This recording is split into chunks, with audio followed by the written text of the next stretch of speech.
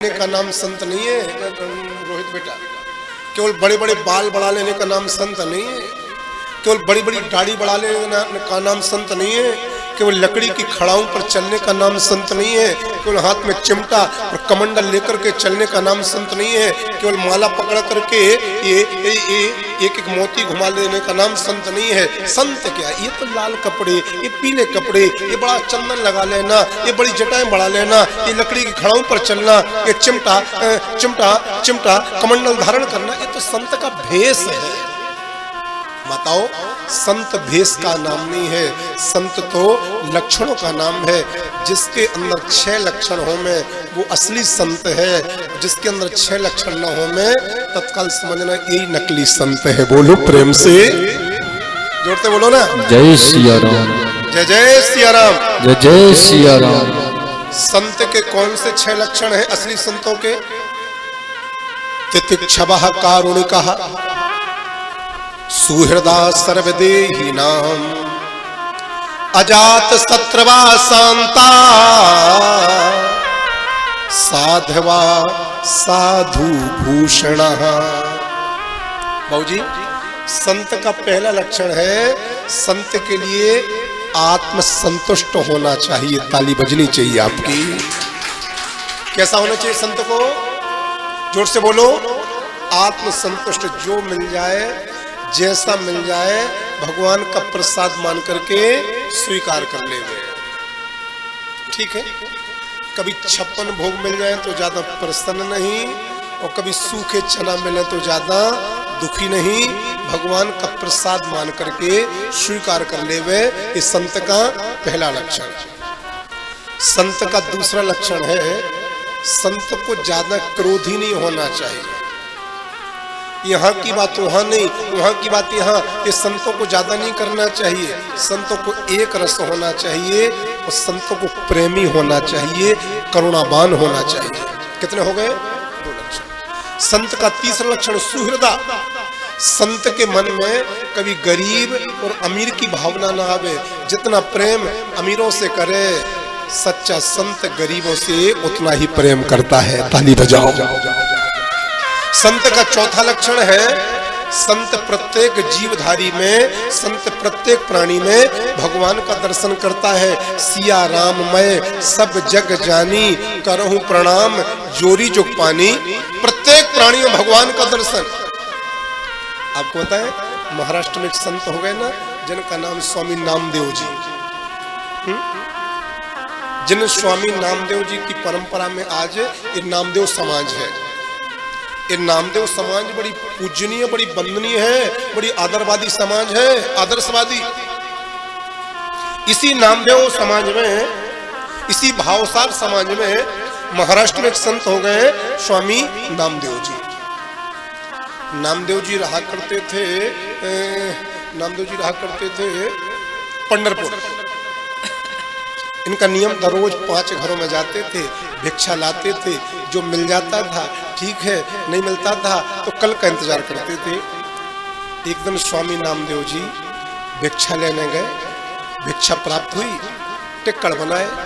अब टिक्कड़ बनाने के बाद में हाथ धुलने गए, सोच रहे थे आऊंगा, भगवान को भोग लगाऊंगा, फिर पाऊंगा। तो जितने में स्वामी नामदेव जी हाथ धुलने गए, इतने में कुत्ता आया। उस कुत्ते ने 5 टिक्कड़ अपने मुंह में दबाए और भाग गया। और आजकल की माताओं की रोटियां कोई कुत्ता लेके भागे तो माताओं का रिएक्शन देखो। पत्थर लेके भागेंगी, डंडा लेके भागेंगी, गालियां देंगी कुत्ता को। नामदेव जी उस कुत्ता के पीछे भागे तो, लेकिन डंडा लेके नहीं भागे, पत्थर लेकर नहीं भागे, घी की कटोरी लेके भागे। घी की कटोरी हाथ में ली, नामदेव जी भागते जा रहे। अरे नारायण, थोड़ा तो रुक जाओ, आज तो आप कुत्ता के रूप में दर्शन दे रहे हो, थोड़ा तो रुक जाओ। जो रोटियां आप ले गए हो अपना भोग लगाने के लिए, उन रोटी में घी नहीं लगा है, और बिना घी का भोग नहीं लगता है। थोड़ा तो रुक जाओ, पहले घी तो लगवा लो। मैं आपको सच कह रहा हूँ, नामदेव जी ऐसा कहते कहते दौड़े जा रहे थे, वो कुत्ता खड़ा हो गया, और कुत्ते के अंदर से भगवान श्री पांडुरंगा प्रकट हो गए। मेरे प्यारे, भगवान बोले नामदेव इस कुत्ते के अंदर में हम थे, ये तुमने कैसे पहचाना? तो नामदेव जी बोले प्रभु ये तो बताओ कि आप कहाँ नहीं हो। धरती आकाश दिशा सारी सर्वत्र तुम ही दिखलाते हो, मुझ में तुम में सब जीवन में उनका ही वास रहा आता है। उनके इंगित से विश्व रचा वही तो पालन करता है, उनके द्रग में प्रलय भरी सृष्टि की वही नियंता है। चर अचर चराचर सचराचर जगत में व्याप्त केवल परमात्मा ही तो है। तो जो प्रत्येक प्राणी के अंदर भगवान को देखे, ये संत का चौथा लक्षण है। संत का पांचवा लक्षण है अपने दुश्मन के प्रति भी जिसके मन में दुश्मनी का भाव ही ना होवे, ये संत का पांचवा लक्षण है। और संत का छठवां लक्षण है जो हर परिस्थिति में शांत है। बड़े से बड़ा संकट आ जाए तब भी ना घबरावे, तब भी भगवान को ना छोड़े। बड़े से बड़ी विपत्ति आ जाए तब भी भगवान को ना छोड़े। बड़े से बड़ा संकट चारों तरफ से घेर लेवे तब भी भगवान को ना छोड़े, हर पल भगवान को भजता रहे। इस संत का छठवां लक्षण है मेरे प्यारे। ये 6 लक्षण जिसके अंदर होते हैं वो संत है असली, और ये 6 लक्षण जिसमें नहीं है केवल वो संत का चोला पहने हैं, संत का भेष धारण किए हैं, लेकिन संत नहीं है। प्रेम से बोलो जय सिया राम। जय सिया राम। जोर से बोलो जय सिया राम। संतों के बिना जीवन शुद्ध नहीं होता है।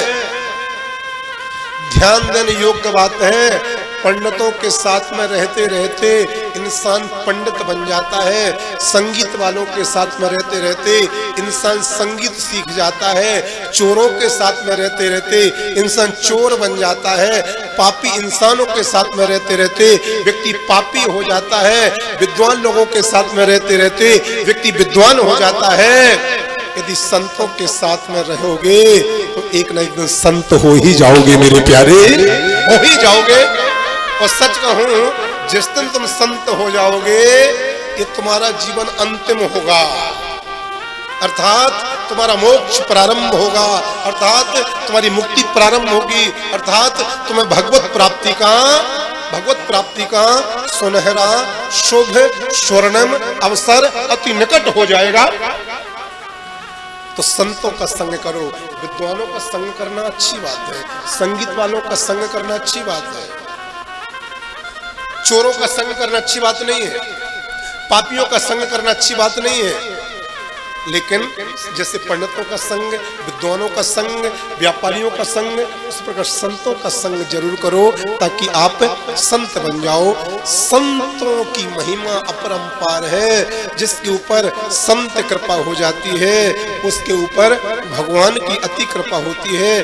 भगवान श्री कृष्ण जी ने खुद ने कहा है उद्धव जी से, उद्धो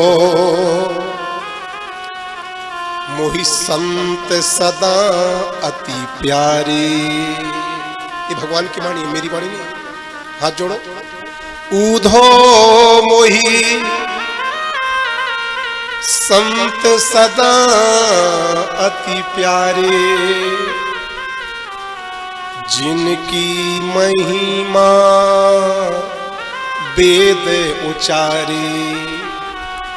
मैं संतों के पीछे जाऊं जहां जहां संत सिधारे, संत चरण रज अंग लगाऊं,